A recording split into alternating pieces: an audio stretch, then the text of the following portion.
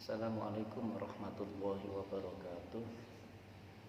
Bismillah, alhamdulillah, wassalatu wassalam ala rasulillah, amma ba'du. Pada kesempatan kali ini yang akan kita bahas adalah tentang syarat-syarat sholat. Bismillahirrahmanirrahim. Faslun ay hadza fasl. Syurutus sholati samaniyatun. Syaratnya sholat itu ada 8. Lalu apa yang disebut dengan syarat? Dalam fikih itu hal yang perlu kita perhatikan. Yang pertama ada istilah syarat, rukun, sunnah, tabtil, perkara yang membatalkan, makruhat, perkara yang harus dijauhi. Ini definisi-definisi ini yang pertama kali harus kita ketahui, sehingga dengan mudah nanti kita bisa membedakan apa yang disebut dengan syarat, apa yang disebut dengan rukun, dan seterusnya. Syarat adalah sesuatu perkara yang harus dipenuhi sebelum melaksanakan perkara yang lain. Contoh, seseorang bisa dianggap sebagai mahasiswa ketika ia sudah memenuhi syarat-syaratnya: menyerahkan ijazah SMA, membayar administrasi, pendaftaran, ikut MOS, dan seterusnya. Sehingga ketika sudah memenuhi syarat-syarat ini di awal, maka orang tersebut sudah dikategorikan sebagai mahasiswa. Nah, dalam hal ini syaratnya sholat, orang kalau hendak melaksanakan sholat ada samaniyatun. Apa itu samaniyah? 8 perkara ini harus kita miliki. Kalau salah satu dari 8 ini tidak kita miliki, batalat sholat itu, maka batal sholat kita. Syurutu sholati, syarat-syaratnya sholat samaniyatun, ada 8. Yang pertama, toharatul hadasaini. Yang pertama adalah suci dari 2 hadas. Yang pertama ada hadas kecil, yang kedua ada hadas besar. Wa toharatu anin najasati, yang kedua suci dari najis. Fi saubi, yang menempel pada baju kita, wal badani, dan anggota tubuh, wal makani, dan tempat kita sholat hendaknya harus suci dari najis. Syarat sholat selanjutnya wasatrul aurati, dan menutup aurat. Kalau laki-laki masura waruba, ma baina sura waruba, yaitu antara pusar sampai lutut. Dulu ada yang bilang pusar dan lutut ini nggak betul, masa antaranya nggak ada. Jadi bagi laki-laki, aurat laki-laki yaitu antara pusar sampai lutut. Yang selanjutnya syarat daripada sholat wastiqbalul kiblati, dan menghadap kiblat. Dalam menghadap kiblat ini ada 2 hal yang harus kita ketahui. Yang pertama, ketika jarak kita dekat dengan Ka'bah, ada dalam Masjidil Haram, hati kita itu harus yakin bahwa kita sudah menghadap ke Baitullah atau Ka'bah. Yang kedua, kalau posisi kita jauh dari Ka'bah, maka dalam hati kita cukup terbesit, yaitu zon. Zon itu 70%, kalau yakin 100%, kalau zon 70%. Ini tata cara ketika kita menghadap Ka'bah atau kiblat. Nah, keterangannya yang dimaksud dengan menghadap itu bukan muka kita, tapi yang lebih urgent adalah dada kita gini menghadap kiblat. Umpama ada orang sininya ada sisa makanan, ketika diludahi ini kan memalingkan daripada kiblat, tapi kalau dadanya tetap menghadap kepada kiblat, maka sholatnya tetap sah. Nah, ini yang harus kita perhatikan. Kalau kita berjamaah, tiba-tiba ada orang di depan itu batal, lantas dia ke belakang berjalan.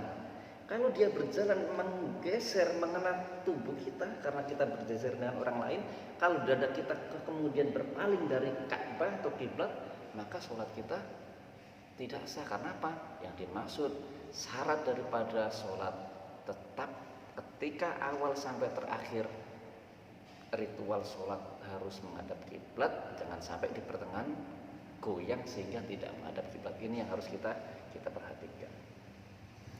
Selanjutnya yang syarat-syarat sholat yang kelima, wadkhulul wakti, dan masuknya waktu sholat.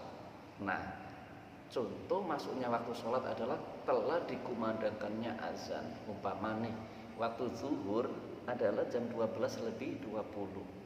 Maka ketika waktu ini belum pas, kita tidak diperkenankan untuk melaksanakan sholat zuhur. Mentang-mentang semangat nih, badannya sehat, baru semangat hijrah umpama.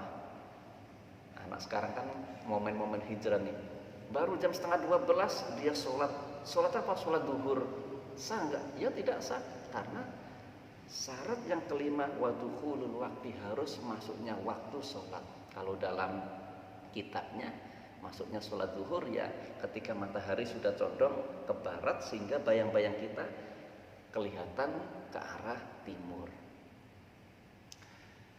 Selanjutnya perkara atau syarat-syarat daripada sholat, wal ilmu bi fardiyatiha, mengetahui fardu-fardunya sholat ini harus kita ketahui.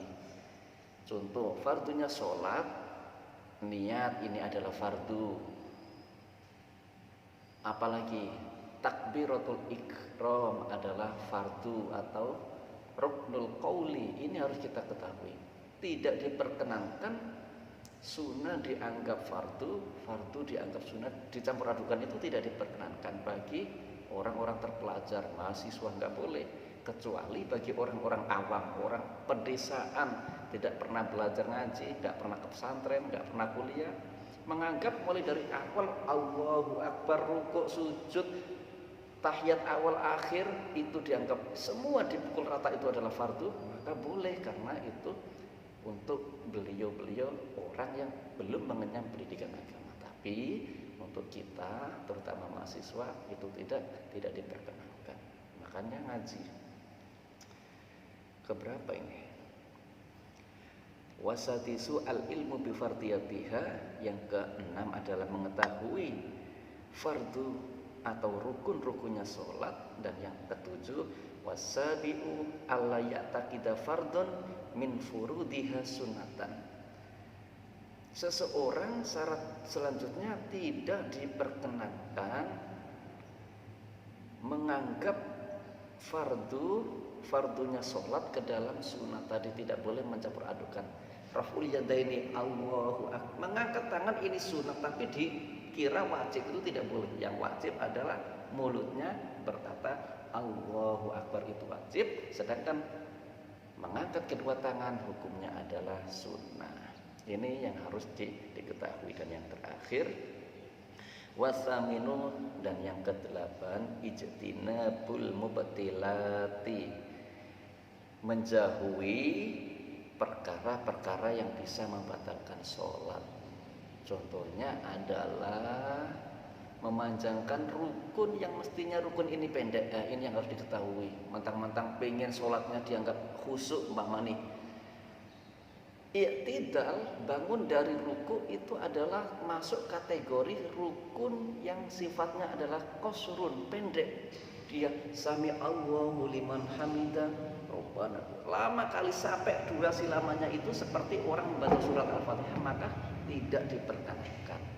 Ini yang dimaksud dengan menjauhi perkara-perkara yang bisa membatalkan daripada sholat. Contoh selanjutnya, duduk tahiyatul akhir umpamanya. Tahiyatul akhir biasanya kakinya dimasukkan seperti ini. Tiba-tiba dia lupa kakinya tahiyat awal gini. Karena dia ingat, ini kan tahiyat akhir, maka kaki saya harus saya masukin. Dia bergerak gini. Nah, ini adalah membatalkan sholat. Kenapa? Dia mengambil sunnah tapi meninggalkan daripada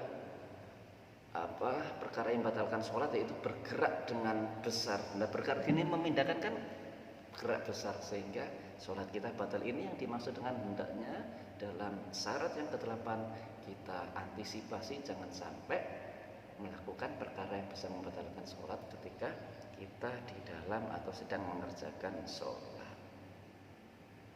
Pertanyaannya selanjutnya untuk mahasiswa nih, dari 1 sampai 8 ini kenapa Islam tamyiz tidak masuk kategori daripada syarat sholat ini? Pak, berarti kalau gitu non muslim boleh nggak sholat? Karena di sini tidak ada syaratnya orang sholat harus Islam. Nggak ada dari awal. Dari awal yang kita baca tadi, suci dari hadas, dari najis, masuknya waktu, satrul aurah, istiqbalul kiblat, dan seterusnya tidak ada kalimat Islam. Nah, pertanyaan nanti saya minta mahasiswa mencari referensinya.